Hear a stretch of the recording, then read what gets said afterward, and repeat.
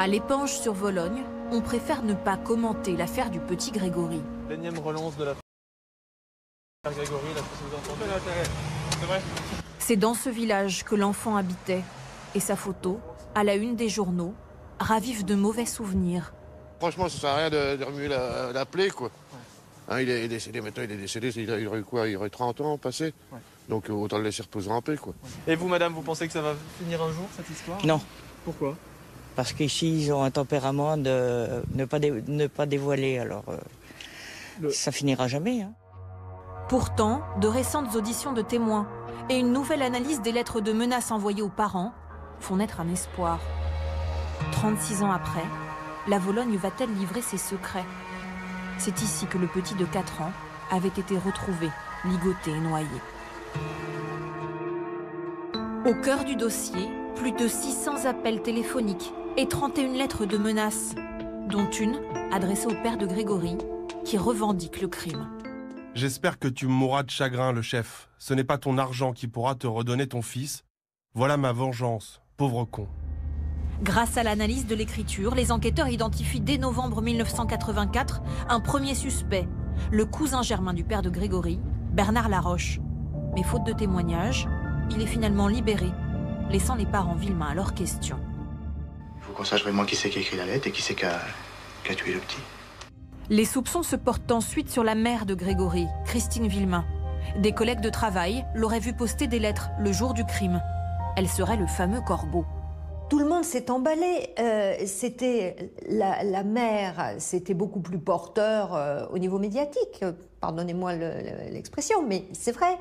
Donc la presse, il y avait des articles de presse, elle était matraquée. Il y a eu un matraquage innommable à son encontre. Une fausse piste, puisque la cour d'appel de Dijon innocente la mère de Grégory en 1993. Pendant 24 ans, l'enquête piétine. Les analyses ADN ne donnent rien. En 2017, l'affaire prend un nouveau tournant avec la mise en examen de Marcel et Jacqueline Jacob, le grand-oncle et la grande-tante de Grégory. Cette dernière a été confondue grâce à la graphologie. Son écriture correspond à l'une des lettres. S'agissant des 3 lettres de 1983, les conclusions de l'expert commis en 2017 impliquent, je l'indiquais hier, pour l'une d'entre elles, Madame Thuriot. Et l'incrimine, mais de façon moins affirmative, pour une autre d'entre elles, qui était en lettres typographiques. Nouveau rebondissement en 2018. Les mises en examen de Jacqueline et son mari sont annulées pour des questions de procédure. Mais la juge d'instruction de l'époque avait commandé un nouveau rapport, une expertise en stylométrie, qui vise à comparer le style, la syntaxe et la ponctuation de ces lettres à des écrits des protagonistes de l'affaire. Pour l'avocat du couple Jacob, ce procédé novateur, confié à une entreprise suisse, est peu fiable. Il y a 2 écueils au cas d'espèce. Le premier, c'est qu'on compare des écrits extrêmement brefs, les lettres du corbeau et notamment la lettre de revendication, qui ne font que quelques mots tout au plus. Deuxième écueil, tous les gens qui ont été soumis, ils habitent peu ou prou dans un rayon de 10 km². Peu ou prou, ils ont tous le même âge. Peu ou prou, ils ont fréquenté les mêmes établissements scolaires avec les mêmes enseignants. Ils sont issus du même milieu sociologique. Les résultats sont pourtant tombés. Les enquêteurs ont-ils un nouveau suspect dans leur viseur?